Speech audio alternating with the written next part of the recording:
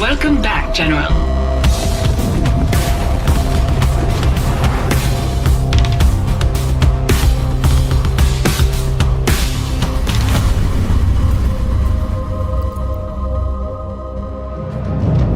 The classic RTS games that most of us grew up playing from the mid-90s until the early 2000s, those are the games we're mostly inspired by.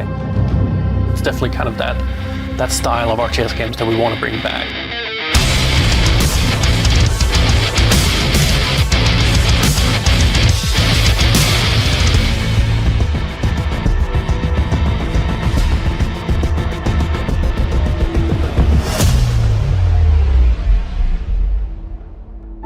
So the original inspiration for Tempest actually came all the way back in 2014, where my old art director, we sat one evening at the office and we were talking about our favorite games. And of course, my favorite game of all time game series is Command & Conquer, StarCraft, the classic RTS games that defined the genre. One of the coolest things actually are the old covers that you had of these games, always with some cool face. And we thought, hey, why don't we design a cover for a game that doesn't exist?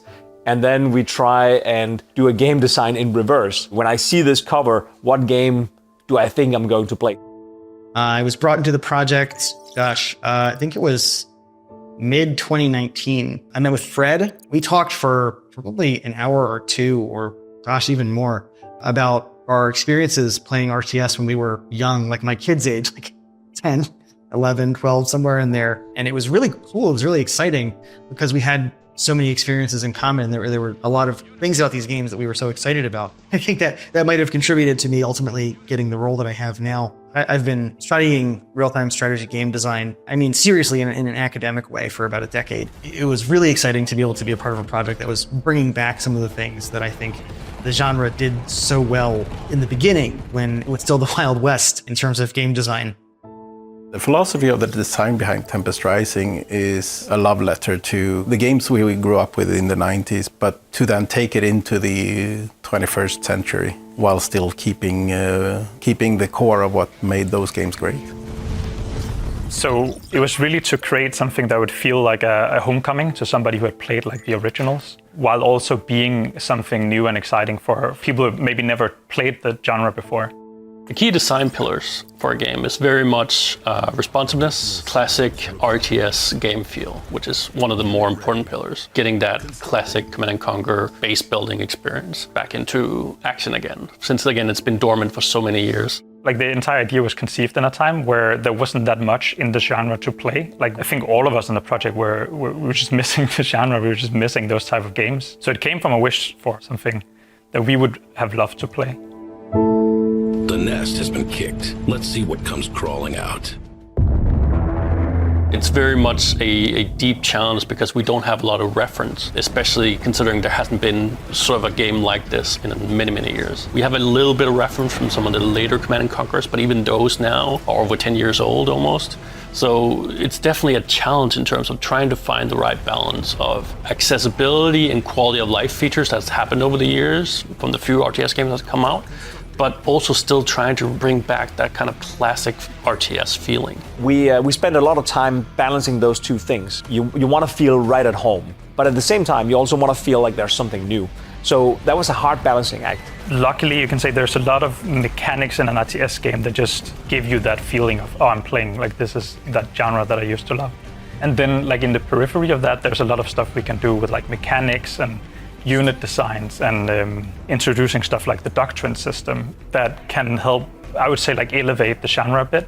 Including new elements that hasn't been done before in sort of modern RTS games, bringing some kind of little bit of RPG elements into it. So you can kind of customize and kind of upgrade and level up your army as you kind of progress through the game.